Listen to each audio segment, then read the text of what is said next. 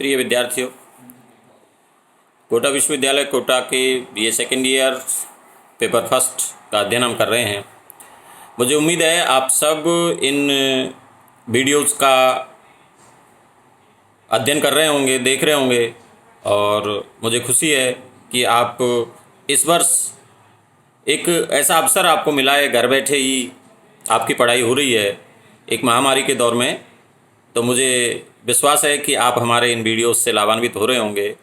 जैसे ही ये महामारी ख़त्म होगी और हम आमने सामने होंगे, ऑफलाइन क्लासेज होंगी और हम बैठ के अध्ययन करेंगे।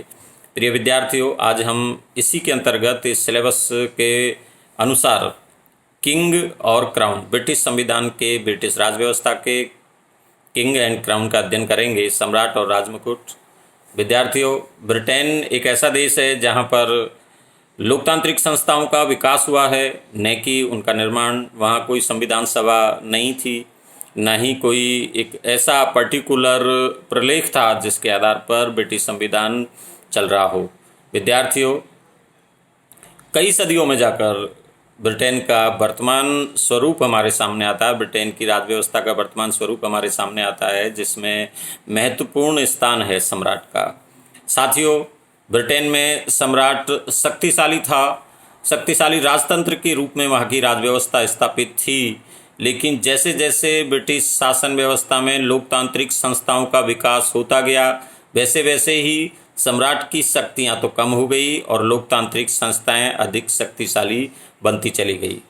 विद्यार्थियों, ब्रिटेन में संसदीय शासन व्यवस्था है। जैसा कि हमारे ऊपर ब्रिटिशर्स का लगभग 200 वर्षों का शासन रहा है, जिसमें हमने ये महसूस किया कि वहाँ पर पार्लियामेंट्री सिस्टम है, और पार्लियामेंट्री सिस्टम ब्रिटेन से ही दूसरे देशों में अपनाया गया है, भारत में भी अपनाया गया था। लेकिन सबसे पहले हमें समझना होगा कि पार्लियामेंट्री सिस्टम होता क्या है। पार्लियामेंट्री सिस्टम जिसमें संसद होती है, वो सर्वोच्च होती है, कानून बनाने की शक्ति उसके पास होती है, और संसद में 2 सदन होते हैं। जैसे ब्रिटेन में House of Commons, House of Lord's.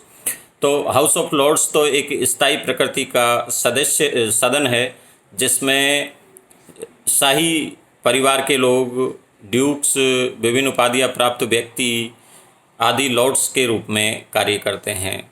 लेकिन लोक सदन जो कॉमन सभा है, हाउस ऑफ कॉमन्स है, हाउस ऑफ कॉमन्स का जनता द्वारा निर्वाचन होता है, और हाउस ऑफ कॉमन्स का जब निर्वाचित सदन तैयार हो जाता है तो उसमें दलीय आधार पर जो चुनाव होते हैं, तो दलीय आधार पर सदस्यों की संख्या देखी जाती है, और जिस दल की सदस्य संख्या अधिक होती है उसी बहुमत दल का नेता प्रधानमंत्री बनता है।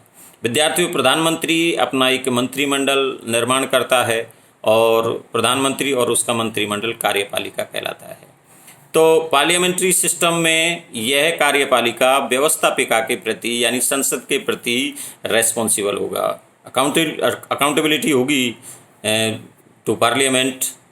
तो कार्यपालिका जब व्यवस्थापिका के प्रति उत्तरदायी होती है, और वह तब तक ही अस्तित्व में रहती है कार्यपालिका जब तक व्यवस्थापिका में उनका बहुमत है। जिस दिन बहुमत समाप्त हो जाता है उसी दिन कार्यपालिका पदच्युत हो जाती है, और फिर नए प्रधानमंत्री और नए मंत्रिमंडल की आवश्यकता होती है। तो जिस शासन व्यवस्था में कार्यपालिका व्यवस्थापिका के प्रति उत्तरदायी होती है, वही व्यवस्था संसदीय शासन व्यवस्था कहलाती है। विद्यार्थियों, साथ में ही हमें ये भी देखना है कि ब्रिटेन में सम्राट होता है, और सैद्धांतिक रूप में सम्राट बहुत अधिक शक्तिशाली है। सैद्धांतिक रूप में राजा बहुत अधिक शक्तिशाली है, जिसका गौरवशाली इतिहास रहा है। लेकिन जब व्यवहार में हम देखते हैं तो व्यवहार में लोकतांत्रिक संस्थाएं अधिक शक्तिशाली है। जैसे संसद, प्रधानमंत्री, कैबिनेट आदि लोकतांत्रिक संस्थाएं अधिक शक्तिशाली है व्यवहारिक रूप में, और सैद्धांतिक रूप में सम्राट। तो ब्रिटेन का सम्राट प्राचीन काल से बहुत महत्वपूर्ण रहा है, लेकिन लोकतांत्रिक संस्थाओं के विकास के साथ वहाँ की जनता ने लोकतंत्र की संस्थाओं को आत्मसात कर लिया, अपना लिया, और सारी की सारी व्यवस्था अब लोकतांत्रिक संस्थाओं पर निर्भर हो गई है। वहाँ की जनता चाहे हम अधिकारों की बात करें, चाहे कानूनों की बात करें, वो सब उनका निर्णय लोकतांत्रिक संस्थाएं करने लग गई है।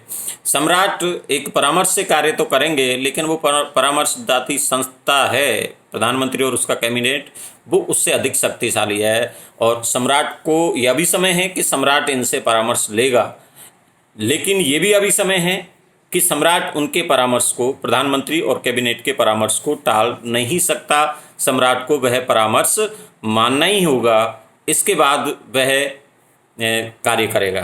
कभी भी सम्राट कैबिनेट की बात को नहीं नकार सकता। तो विद्यार्थियों, सैद्धांतिक और व्यवहार रूप में ब्रिटेन में सम्राट की स्थिति अलग अलग है।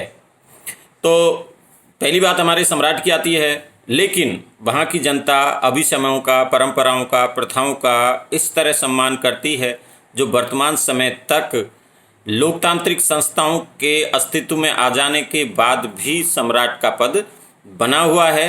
भले ही सैद्धांतिक रूप में ही सही, सैद्धांतिक रूप में शक्तिशाली ही सही, लेकिन वह अपना स्थान ब्रिटिश राज व्यवस्था में बनाए हुए है।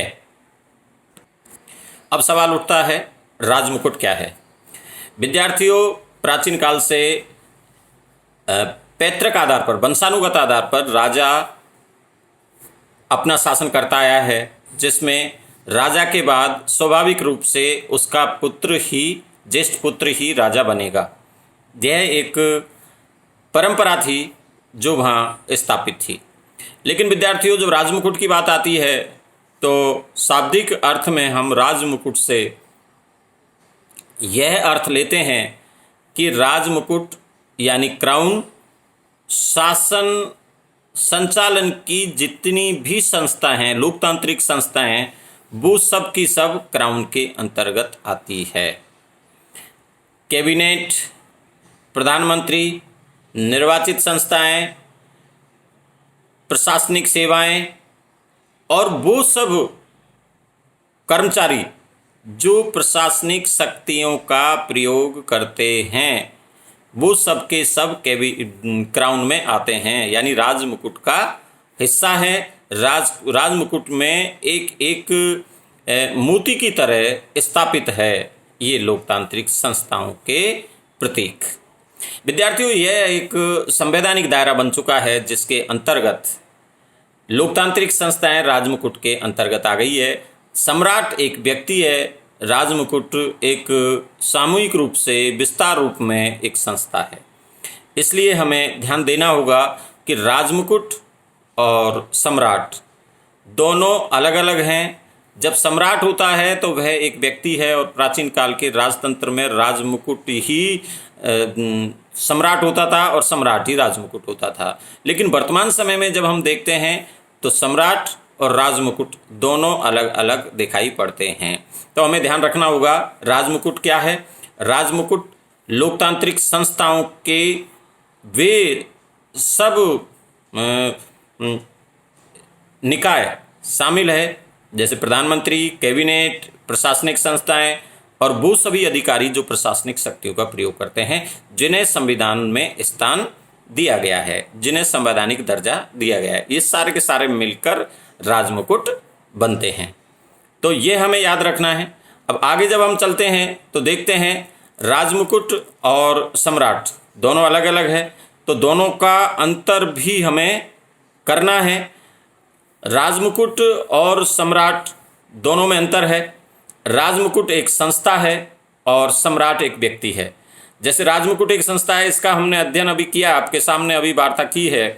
जिसे आपको ध्यान में रखना है, प्रधानमंत्री है, कैबिनेट है, प्रशासनिक अधिकारी है और वो सब कर्मचारी जो संविधान के द्वारा शक्तियां जो उनको प्रदान की गई है उसके अनुरूप काम करते हैं, लोकतांत्रिक संस्थाओं को संचालित करते हैं, वो सब के सब राजमुकुट में आते हैं, जो एक संस्था के रूप में कार्य करते हैं। और सम्राट एक व्यक्ति है, प्राचीन काल से हम देखते आ रहे हैं परंपरा के रूप में, वहाँ पर राजा का पुत्र ही स्वाभाविक रूप से पुत्र होगा, सम्राट होगा। यह एक वंशानुगत आधार पर राजा बनता है। विद्यार्थियों, दूसरा अंतर सम्राट और राजमुकुट में है कि राजमुकुट स्थायी है और सम्राट अस्थायी है। विद्यार्थियों, राजमुकुट यानी वर्तमान समय की लोकतांत्रिक संस्थाएं वो स्थायी है, और सम्राट एक व्यक्ति के रूप में अस्थायी है। जैसे ही उसकी मृत्यु होगी उसके बाद तुरंत दूसरा सम्राट घोषित किया जाना है। जबकि राजमुकुट एक स्थायी नेचर की संस्था है जिसमें संसद रहेगी, कैबिनेट रहेगी, प्रधानमंत्री का पद रहेगा और प्रशासनिक अधिकारी रहेंगे, कर्मचारी रहेंगे जो संविधान के द्वारा प्रदत्त शक्तियों का प्रयोग करते हैं। तो ये एक स्थायी प्रकृति की संस्था है राजमुकुट, और सम्राट अस्थायी है। साथियों, एक और जब सम्राट और राजमुकुट में अंतर करते हैं तो वह है राजा व्यक्तिक है और सम्राट सामूहिक। सम्राट व्यक्तिक है और राजमुकुट सामूहिक है। राजमुकुट और सम्राट में जब हम अंतर करते हैं तो तीसरा अंतर है सम्राट व्यक्तिक है और राजमुकुट एक सामूहिक है जो कई संस्थाओं को मिलकर बनता है। विद्यार्थियों, इसी के साथ एक और अंतर है कि सम्राट सैद्धांतिक शक्तियों का प्रयोग करता है जबकि राजमुकुट वास्तविक शक्तियों का प्रयोग करता है। यह भी अंतर राजमुकुट और सम्राट के बीच है। तो आज का टॉपिक हम यहीं तक रखेंगे। आप इन्हें विस्तार से अपनी वीडियोज़ को देखें और फिर बुक में अध्ययन करें। धन्यवाद।